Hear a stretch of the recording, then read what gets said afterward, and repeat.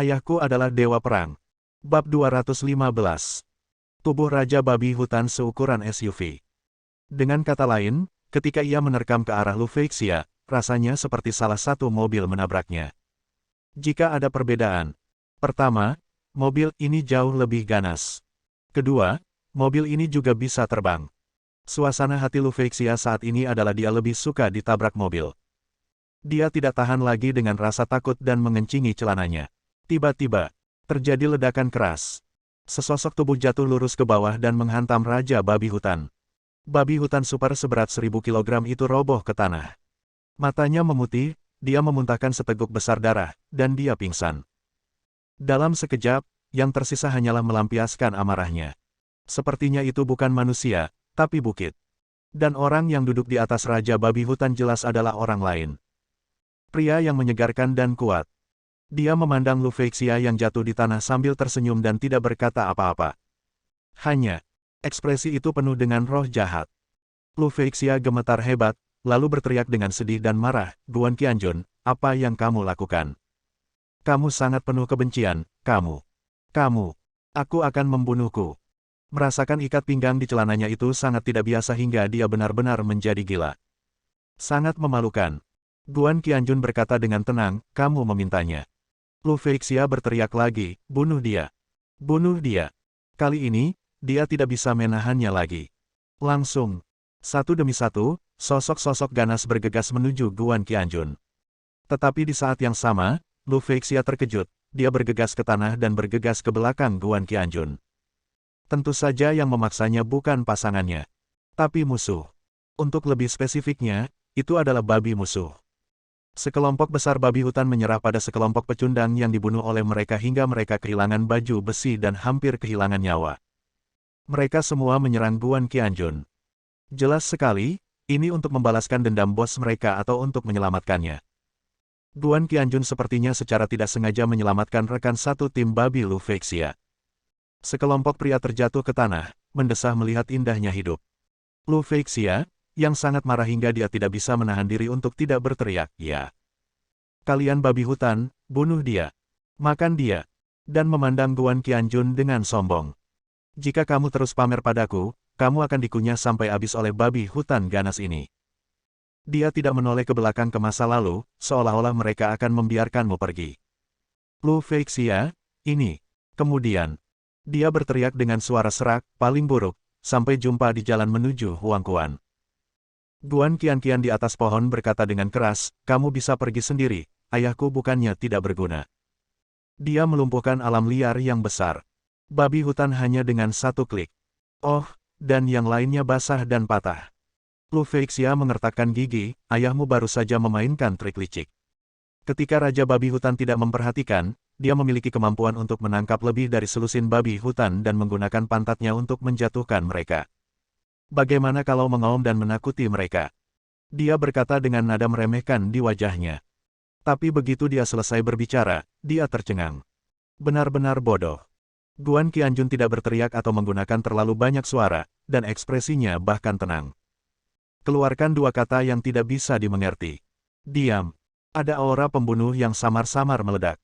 Langsung, semua babi hutan, tidak peduli seberapa besarnya, berbalik dan lari dengan ekor di antara kedua kakinya. Tak lama kemudian, dia menghilang tanpa jejak. Lufeixia, ini. Lainnya, apakah ini stabil? Apakah ini semacam mantra? Luar biasa. Hanya dua kata yang membuat takut begitu banyak babi hutan yang ganas. Apakah kamu tidak peduli dengan bosmu sendiri? Lufeixia merasakan wajahnya terbakar. Dia baru saja mengejek Guan Qianjun, memintanya mengaum untuk menakuti babi hutan. Akibatnya, Guan Qianjun bahkan tidak perlu berteriak, tapi dua kata yang tidak bisa dijelaskan membuatku takut. Dia menahannya untuk waktu yang lama, dan akhirnya tidak bisa menahan diri untuk tidak bertanya, "Apa maksudmu dengan dua kata ini? Bagaimana bisa begitu ajaib?" Guan Qianjun mengabaikannya, duduk, menoleh ke arah alam liar Raja Babi Hutan, wajahnya dipenuhi air mata.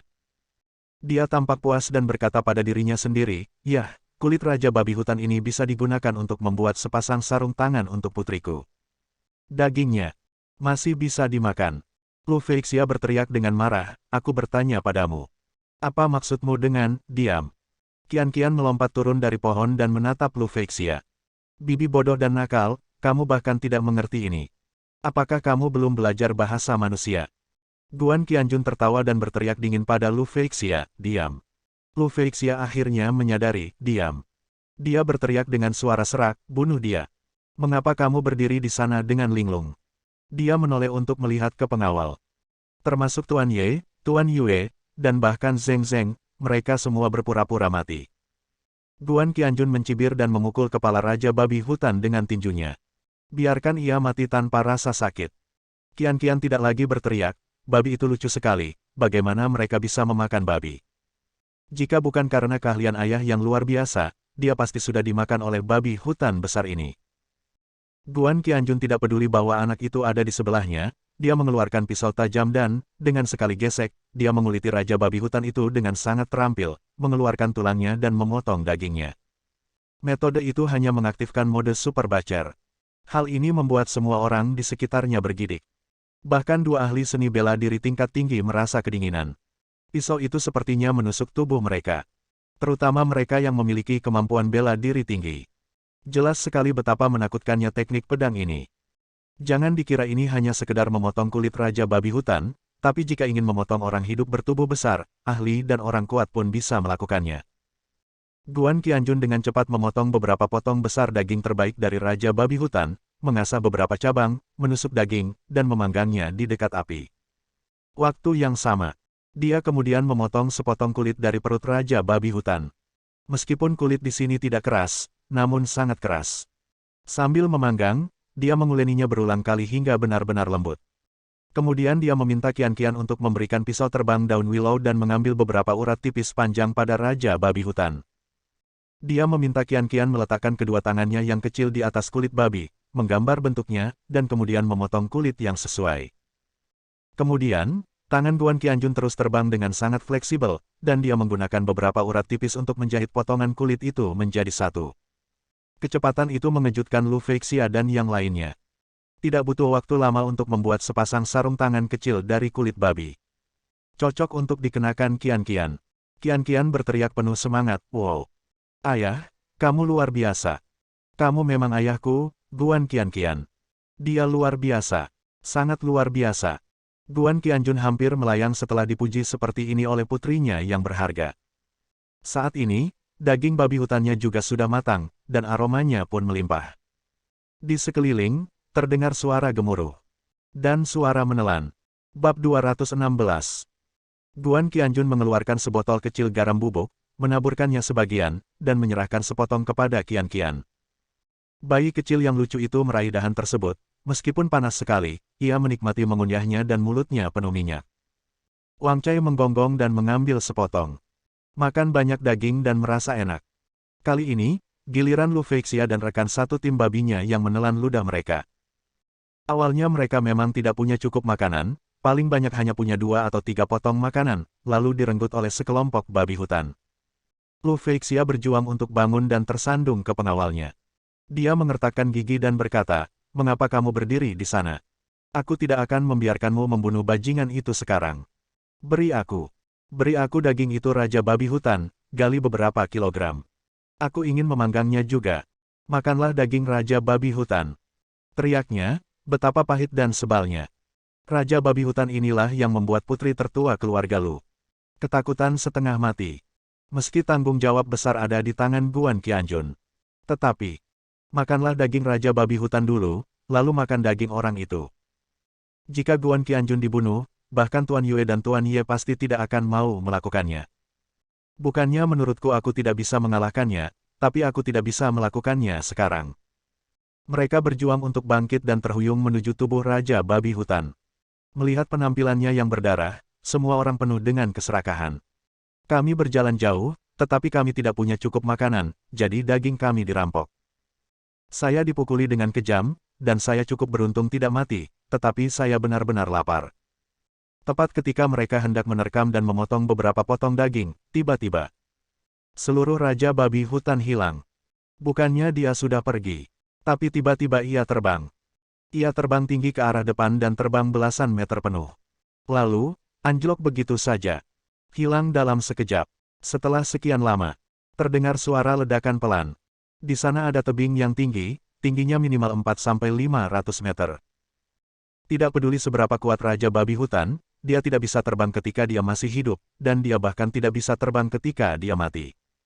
Itu karena tiba-tiba seseorang bergegas mendekat dan menendang ke arahnya secara tiba-tiba. Ibarat bermain sepak bola, tendang sejauh-jauhnya. Semua orang tercengang. Kekuatan kaki ini. Namun yang terpenting bukanlah ini. Lebih tepatnya, apakah tidak ada daging yang tersisa di mulutmu? Belum lagi mereka terluka parah sekarang, meskipun mereka baik-baik saja, mereka masih tidak memiliki kekuatan untuk turun dari tebing untuk memotong daging. Mereka menatap dengan marah ke arah pria yang mengusir tubuh Raja Babi Hutan. Orang itu meraih setengah dari kaki babi panggang yang nikmat, dia memberi mereka senyuman jahat. Hah, mau makan?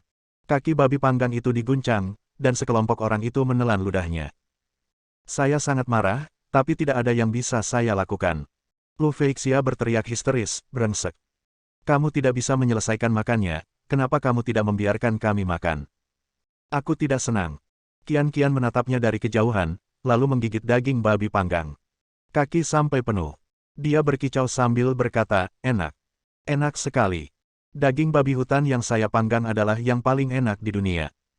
Roro, bah, Wang Cai, bah. Guan Qianjun, bah. Yang lain sepertinya mengalami mimpi buruk. Selain itu, ini masih merupakan hal di mana Anda tahu bahwa Anda sedang mengalami mimpi buruk tetapi tidak dapat bangun. Aku sudah tahu tentang ini sebelumnya, tapi aku belum pernah melakukan hal seserius ini. Setelah makan daging babi panggang, Guan Qianjun dan Kian-Kian melompat ke atas pohon lagi dan membuat sarang di pohon tersebut. Tidur nyenyak. Saya tidak takut orang-orang di bawah sana main-main. Sekelompok orang penuh amarah dan berbisik-bisik, ada yang mengatakan akan merobohkan pohon, ada yang mengatakan akan membakar pohon, dan ada pula yang mengatakan akan membuat tombak tajam dalam jumlah besar. Semua bergotong royong melemparkannya. Namun, tidak ada telur. Mereka semua tertidur dalam diam dengan hati yang sangat sedih, tubuh yang terluka parah, dan perut kosong. Tapi Lu Feixia merasa sangat tidak nyaman. Bukan karena dia membenci Guan Qianjun, tapi celananya sangat lengket. Orang-orang yang mengikutinya semuanya laki-laki, dan sekarang dia menyesal tidak mempekerjakan pengawal wanita seperti saudara perempuannya. Melihat semua orang tertidur, dia menahan rasa kantuk dan lelahnya, dan berjingkat keluar jauh. Dia melihat lingkungan sekitar sangat tersembunyi dan aman, dan dia melepas pakaian dan pakaiannya sambil menangis. Saya tidak pernah merasa malu seperti ini. Saat saya sedang membersihkannya, tiba-tiba saya merasakan sesuatu yang licin tergelincir di kaki saya. Dia sangat ketakutan hingga ingin berteriak, tapi segera menutup mulutnya. Saya tidak dapat melihat siapapun saat ini. Ketika saya berbalik dan melihat, saya langsung ketakutan setengah mati. Di pepohonan yang remang-remang, dua lampu hijau muncul, seperti Will-O, The Wiz. Will-O, The Wiz dan masih banyak lagi. Tubuhnya yang panjang, setebal paha pria dewasa, memancarkan bintik-bintik cahaya hijau. Yang sangat menyeramkan. Ini ular piton besar. Tanda seru. Itu memancarkan api kemauan, bukan karena hantu atau dewa. Itu api fosfor. Saya tidak tahu dari mana asalnya, tapi sangat menakutkan. Faktanya, ini cukup menakutkan. Tiba-tiba ia mengangkat kepalanya yang besar dan membuka mulutnya. Panggilan. Sebenarnya ada angin gelap bertiup di udara. Mulutnya selebar ember. Lu Feixia berbalik dan lari. Namun kemudian menjadi tragis. Dia bahkan tidak memakai celananya. Tiba-tiba aku tersandung. Saat dia berjuang untuk berdiri, ular piton besar itu sudah bergegas mendekat, penuh dengan angin dan kekuatan, dan seluruh tubuhnya memiliki panjang 7 atau 8 meter, dan itu benar-benar menjerat Nona Lu. Dibungkus berputar-putar. Tiba-tiba, tulang rusuknya hampir patah. Dia bahkan tidak bisa bernapas, apalagi berteriak. Saat ini, dia sangat menyesalinya. Jika saya tahu bahwa saya akan berteriak minta tolong begitu saya melihat ular piton besar ini, meskipun saya dalam keadaan berantakan dan terekspos, itu masih lebih baik daripada kehilangan nyawa saya. Dia berjuang mati-matian, tetapi kekuatannya sekuat semut hingga ular piton besar. Ular piton itu terus mengeluarkan lendir aneh, yang mengotori tubuhnya dan membuat seluruh tubuhnya terasa panas. Bau aneh juga menembus mulut dan hidungnya, membuat kepalanya semakin pusing. Lalu, ada sambaran petir aneh di sekujur tubuhnya. Itu membuatnya merasa sangat bahagia. Tapi, Melihat ular piton menakutkan itu membuka mulutnya dan hendak menggigit kepalanya, dia panik. Bahkan putus asa. Dia sepertinya melihat dirinya ditelan sedikit demi sedikit oleh ular piton besar itu, dan kemudian terkorosi seluruhnya dan meleleh oleh cairan lambung yang mengerikan. Bahkan jika seseorang menemukan ular piton itu, mereka tidak akan pernah bisa menemukannya. Apa yang lebih mengerikan daripada hancur berkeping-keping? Itu dia. Tidak ada tulang yang tersisa. Tidak. Aku tidak mau. Aku tidak ingin mati. Lepaskan aku. Seseorang akan menyelamatkanku. Siapa yang akan menyelamatkanku? Aku. Aku akan melakukan apa saja, aku akan melakukan apapun untuknya. Lu Feixia berteriak, tapi dia tidak tahu apakah itu keluar dari mulutnya atau dari hatinya. Nyeri. Tak berdaya. Menyesali. Putus asa. Pada saat ini, dia tiba-tiba melihat sosok muncul di depannya. Bersambung.